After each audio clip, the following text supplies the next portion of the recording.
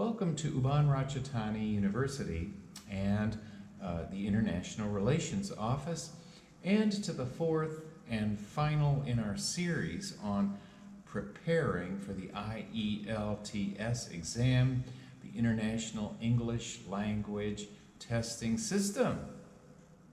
And this in particular is perhaps one of the greater challenges for everyone, and perhaps the aspect of the exam that causes the most anxiety. Speaking is one of the greatest fears a human has, public speaking, and in a sense this is public speaking. So we're going to look at how best to prepare for this final critical part of the exam, and for which, in my experience in Thailand, there's not been a great emphasis on speaking. So this part of the exam takes between 11 and 14 minutes and is comprised of 3 parts. Part 1 will ask you to answer general questions about yourself and familiar topics such as home, family, work, studies, and interests. 4 to 5 minutes on that part. Then you'll be given a card. You won't know ahead of time about a particular topic, and then you can think for about 1 minute as you consider what you want to say to the examiner. And you'll want to speak about 2 minutes, and then the examiner will ask you 1 or 2 questions to finish this part of the test. So part 2 is continued with the 3rd part, and these questions allow you to discuss more abstract issues and ideas, and again 4 to 5 minutes. The speaking component is structured in such a way that you can't rehearse anything ahead of time, and if you do, the examiner's going to know. So here are the band descriptors, and again you're going to want to get at least a 6.5 overall score on the IELTS exam, and your scores on each of the 4 parts are averaged out. Then let's aim to look at getting a 7 on the speaking part. Let's take a look at some details for that, shall we? For a score of 7, speaks at length without noticeable effort or loss of coherence, may demonstrate certain hesitation, some repetition or self-correction, uses a range of connectives, which we'll discuss in this video, and discourse markers with some flexibility. For lexical resource, you use vocabulary resources flexibly to discuss a variety of topics. Try to pick up some less common idiomatic vocabulary, which we'll look at in this video, that shows some awareness of style and collocation, also an idea we'll look at in this video. And you may have some inappropriate choices, but overall you'll use paraphrasing effectively. For grammatical range and accuracy, you'll want to use a range of complex structures with some flexibility. You're frequently going to produce error-free sentences, but you may make some grammar mistakes to get a 7. For pronunciation, well, you'll want to equal the band 6 level and a bit more than that, and a bit fuzzy here, some, if not all, of positive features of band 8. So for 6, you'll want to use a range of pronunciation features with mixed control, show effective use of features, even if you can't sustain that, can generally be understood throughout, though mispronunciation of individual words or sounds reduces clarity at times. So for a band 7 score, you're going to want to show all of these features of the band 6 score, as well as some, if not all, of the band 8 score. The band 8 score says you show a wide range of pronunciation features, sustain flexible use of features with only occasional lapses, You're easy to understand throughout, and your accent has limited effect on intelligibility. So here again are the 4 big categories you're going to want to think about as you prepare for the speaking aspect of the IELTS exam. Fluency, grammar, word usage, and pronunciation are really the 4 factors. So part 1 is going to last 4 to 5 minutes, and you'll be answering general questions about yourself. This means you, your home, your family, your friends, hobbies. Try to keep an idea bank about yourself for this part 1 of the speaking exam. So now let's listen to an actual example from a past IELTS speaking exam. Now, in this first part, I'd like to ask you some more questions about yourself. Okay. Let's talk about your hometown or village. What kind of place is it? It's quite a small village, about 20 kilometers from Zurich. And it's very quiet, and we have only 2 little shops, because most of the people work in Zurich or are orientated to the city.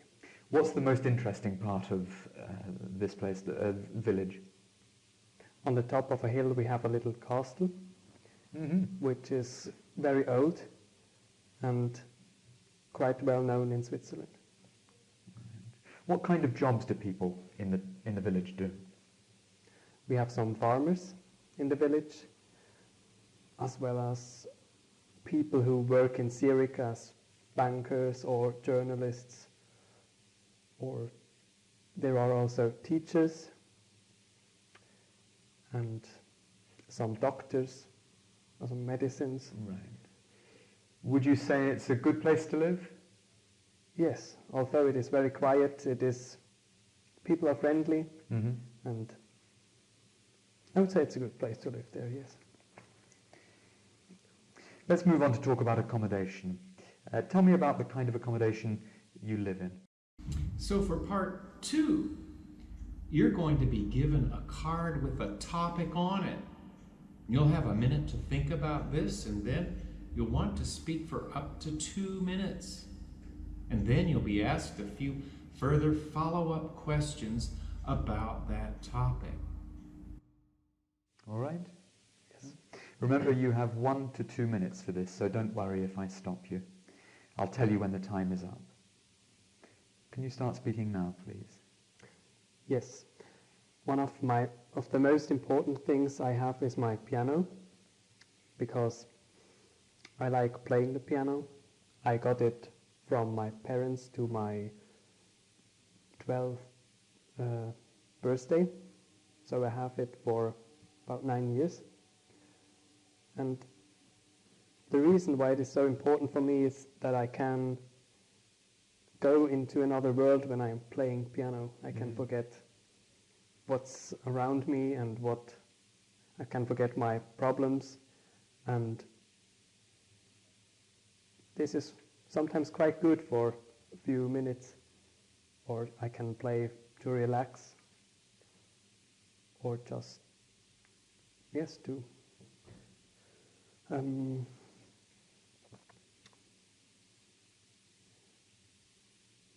relax and to think of something completely different.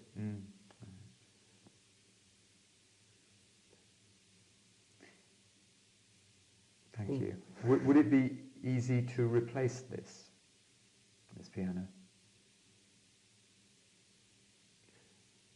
Yes, I think it wouldn't be that big problem, but I like my piano as it is, because I have it from my parents. It's some kind unique for me. Then in the third section, you'll be asked to discuss more abstract ideas and issues related to your topic for 4 to 5 minutes. So here we can see in our example, there's a concrete dog.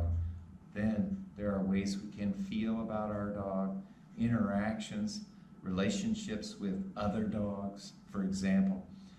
So here again, let's listen to another sample interview. We've been talking about things we own, and I'd like to discuss with you one or two more general questions relating to this topic. First, let's consider values and the way they can change. In Switzerland, what kind of possessions do you think give status to people? The first thing which comes in my mind is the car. Oh, yeah. Yes, because lots of people like to have posh cars or expensive cars to show their status, their place in the society. Is that a new development? No, I think it isn't. People have thought like that for quite Yes. a long time. Yes. Another thing is probably the clothing. It starts already when you are young. When the children go to school, they want to have posh labels on their jumpers or good shoes.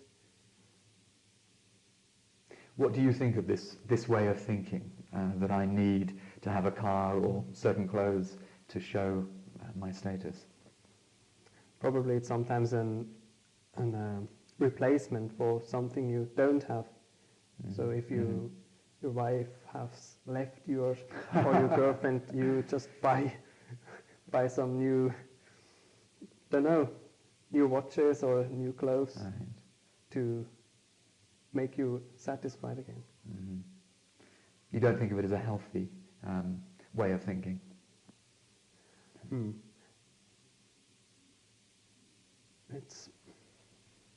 It's probably not honest to yourself.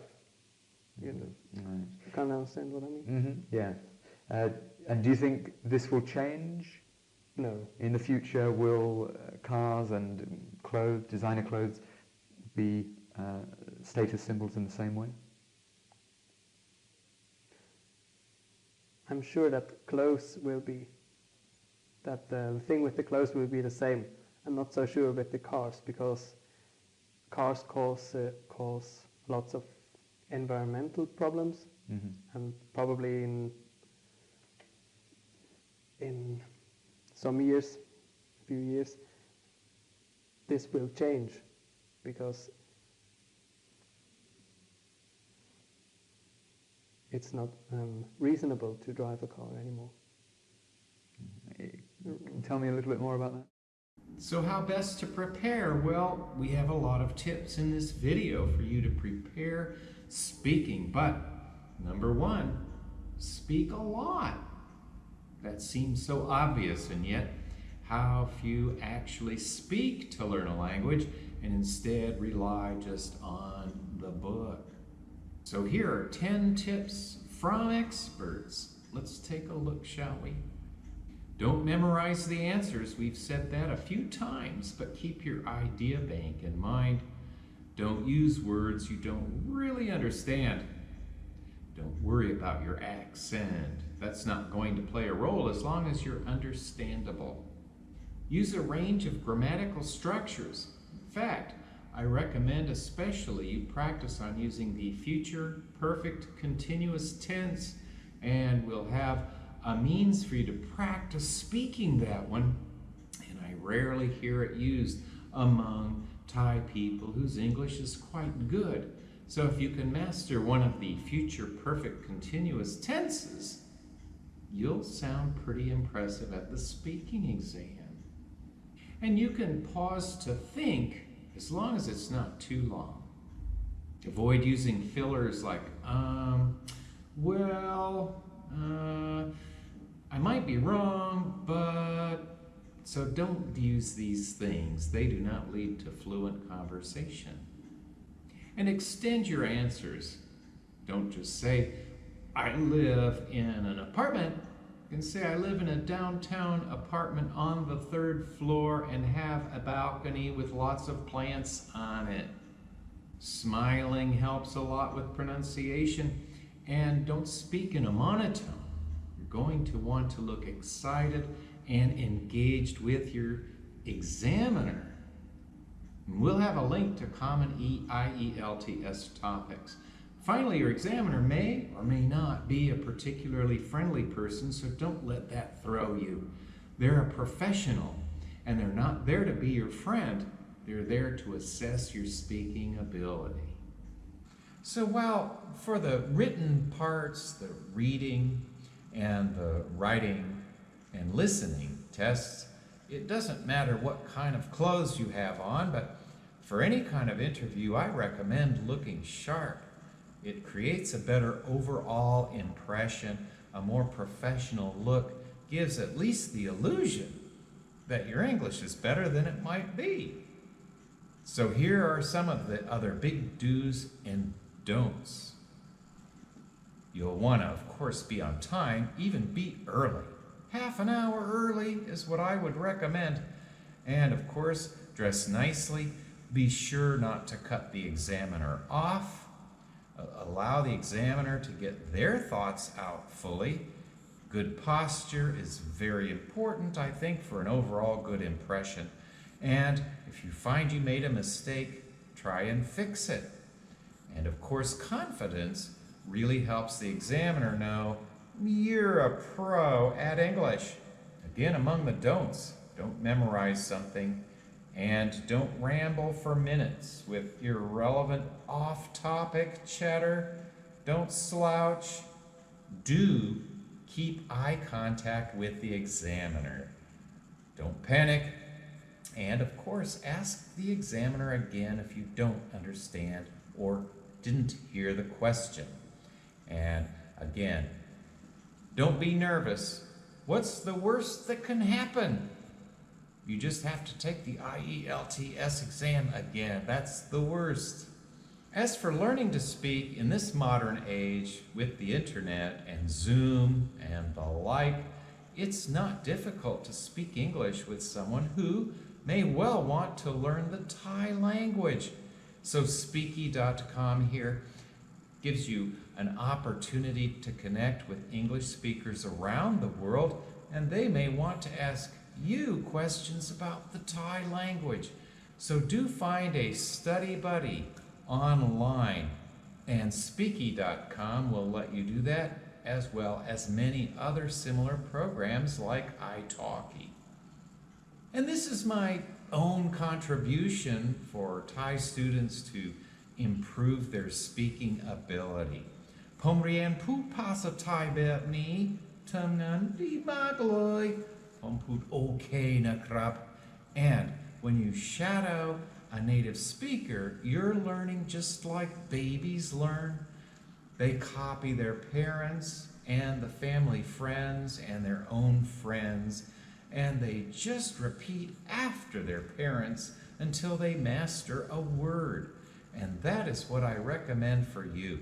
So with the Harry Potter series, you'll be able to look at half of one book of Harry Potter in each of the 12 tenses. So it's a great way to practice your future perfect tense. And studies have shown that those who can speak a language know the grammar better than those who study grammar rules, believe it or not.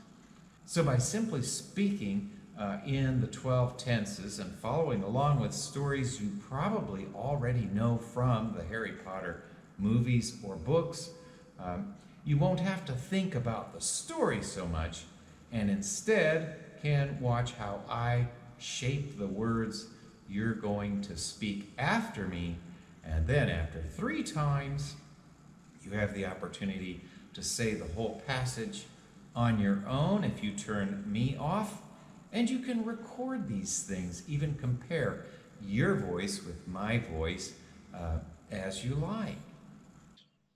Are you ready? Good luck, and follow along with me. As the year will have been speeding by,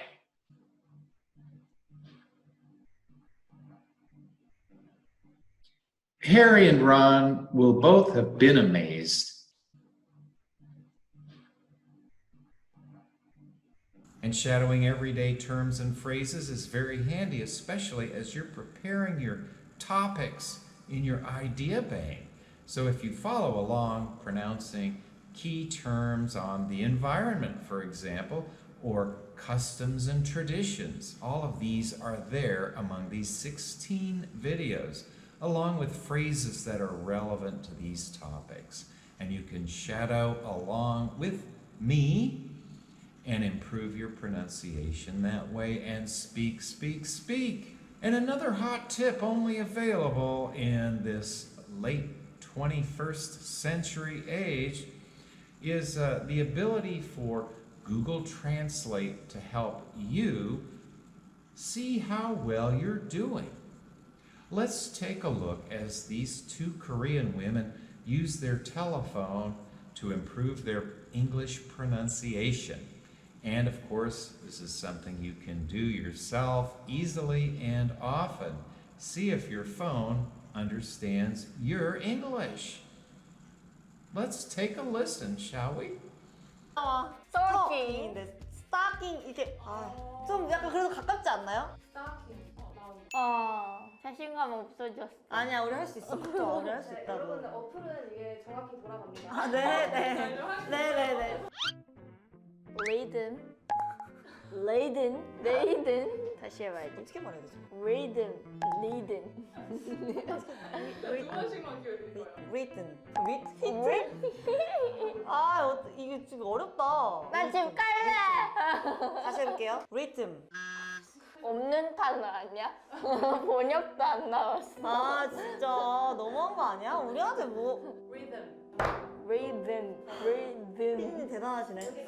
리듬. 콜. 오 나왔다! 아 이거 쉬운데 못하면 칼. 나왔다. 나왔다, 반대로 나왔다. 됐네. 레이들, 왜? 잠깐. 너 괜찮은 거니? 리틀. 리듬. 나왔다. 나왔어? 좋겠다.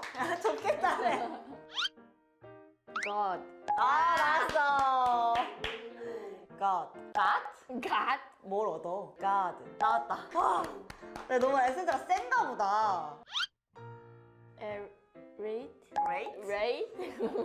Rate. A. 이 친구 정신 엄마 못 차리네. 미안해. 3살부터 영어 교육 시켜줬는데. 엘리트. 엘리엇? 엘리트. 엘리엇이 왜 나와요? 엘리엇이랑 자꾸? 결혼해야 되나 봐. 엘리엇으로 들리나? 엘리엇. Farmer. 바르마? 바르마. 악센트를 좀 줄여서 해봐야겠다. Farmer. 어? 뭘 말하지? Farmer. 나왔다! 좋겠다. Refrigerator. 생성기를 연기했습니다. Generator. Refrigerator.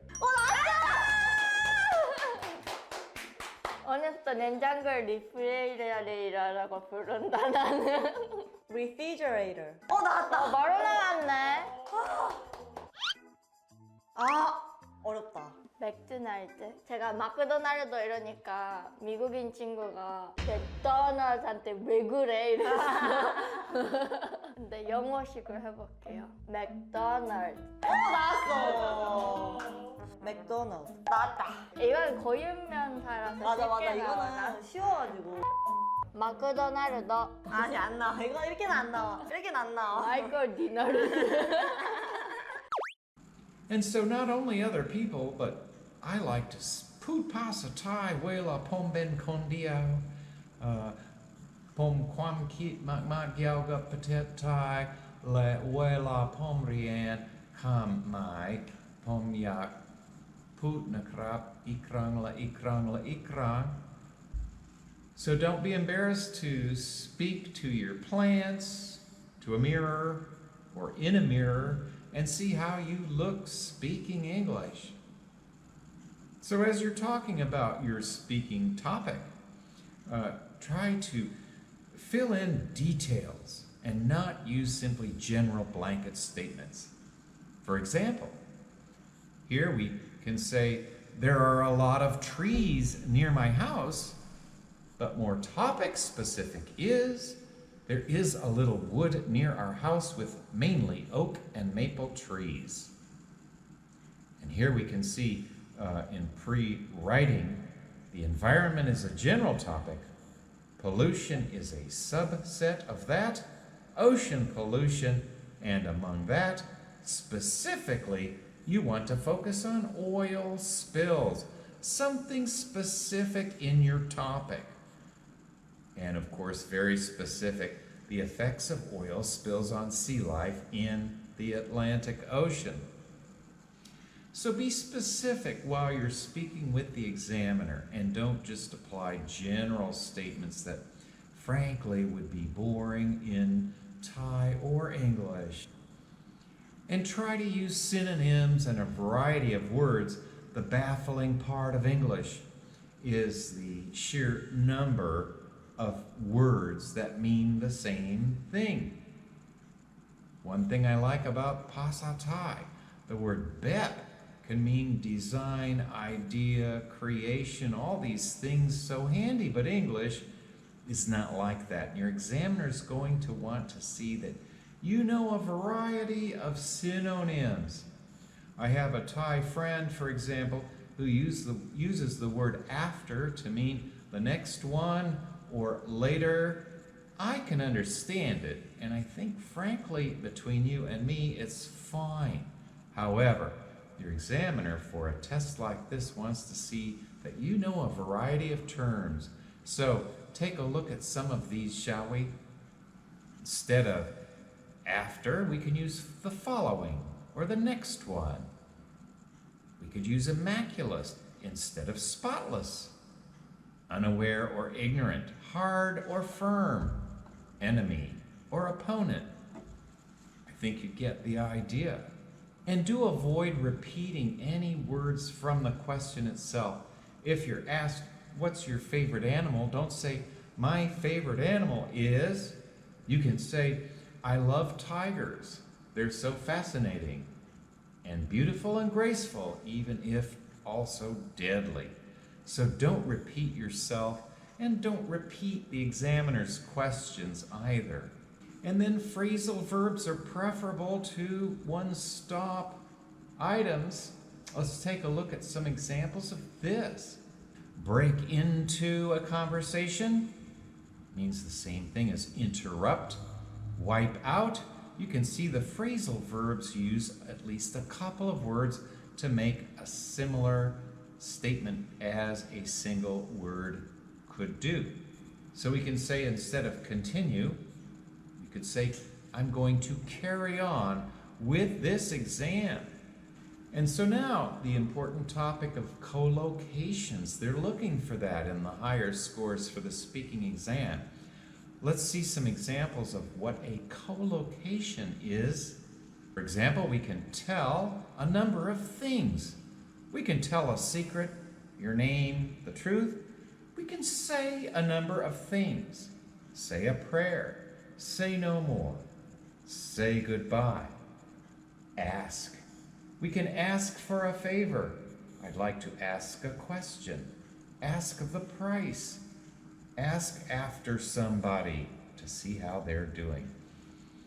So these are just a few collocations, but try to be aware as you're speaking and before you're speaking what they are and how you will like to use them, because your examiner will be listening for things like that along with synonyms and the like. And you're going to want to mix in some idioms for this exam, so be sure you have an idea bank of a few of those you can use. For example, to beat around the bush. Well, you're not really beating any kind of bush. You're avoiding saying what you really mean. So break a leg as an idiom comes from the movie industry. For some reason I'd have to research, but it's not disrespectful. It means good luck with the show. But be careful using idioms. Be sure you know what they mean, but be sure to have a few in your idea bank. And contractions are fine as well, if not perfectly formal English. they do lend a natural sound to your English. So instead of give me a break, for example, is quite fine. While contractions are okay, you'll want to beware of slang terms. They may make you sound unprofessional. So words like guy or dude instead of gentleman or fellow, you might think about avoiding those, or in youthful slang like that show's really rocking. Don't go that far. And the same again with our link to everyday phrases and vocabulary. So practice, practice, practice. And what better way to learn to speak than to speak with a native speaker? And YouTube, the internet, has so many more. Certainly, what you see here is one that enabled me to start my own Thai language learning. And so, again, look for yourself. There are so many resources to practice your speaking English. And again, here's a link to our free online English course. Do please enroll. And among many other things, including the shadowing exercises, is one unit on different accents from around the English-speaking world, so that you get a little sense if you have an Australian versus an American versus an English speaker, how those accents sound. And of course, while you don't want a big gap in not speaking, to pause and think is encouraged. This will give you a moment to think about what you want to say. So opening up your response to the examiner by saying, that's a good point, or I see what you're saying, however. So pause to think, keep calm, breathe, and carry on. I said it before, but let's say it again. Don't use fillers. They don't sound good at all. Words like, So just to repeat that important message one more time. And of course, here are some suggestions for extending your answers. If you're asked, what do you like to do in your spare time? And you just say, I like shopping. Well, that leaves you sounding rather simple, and the conversation just ends. But if you say, I like shopping because I love trying on new clothes and I always feel more confident when I'm wearing a new outfit, that kind of extending your answers is going to make you sound like you're really in command of your English and that you have things to say. Smiling helps in all situations. We say in English, idiomatic phrase, you can catch more flies with honey than with vinegar. So smiling helps your pronunciation, and try to find the middle way that the Buddha himself taught was best between too short and too long. So try to measure your responses with your examiner. And don't sound like you're bored to be there or you just can't wait to get out of there. Speak in an animated way, shows not in a monotone. If I were to speak in a monotone, it would become very boring and hard to follow. So you want to put emphasis on the important items and modulate your voice so that you're not sounding disinterested or boring. And here again, create an idea bank on these common topics. So these appear in the IELTS exam regularly. So develop some things to say about all of them and then practice in front of a mirror or the like. And then there are so many training videos on YouTube and around the internet. So do see this engvid.com as you like. Our IELTS.org site is another excellent source for practice tests and the like. And I find this series of videos by Asia, who took the test as a non-native speaker, of course, and received a 9 on the writing and reading and an 8 on the speaking. So do take a look at what she has to say.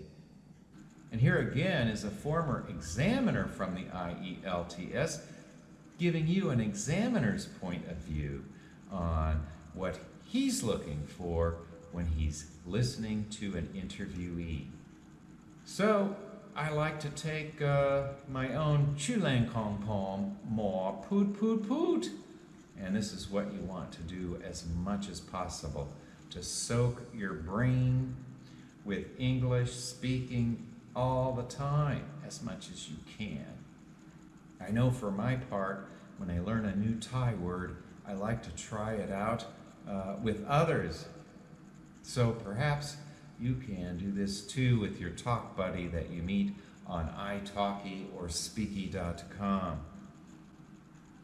So โชคดีทุกคนผมหวังว่าคุณมีสำเร็จกับ IELTS คัดสอบโชคดี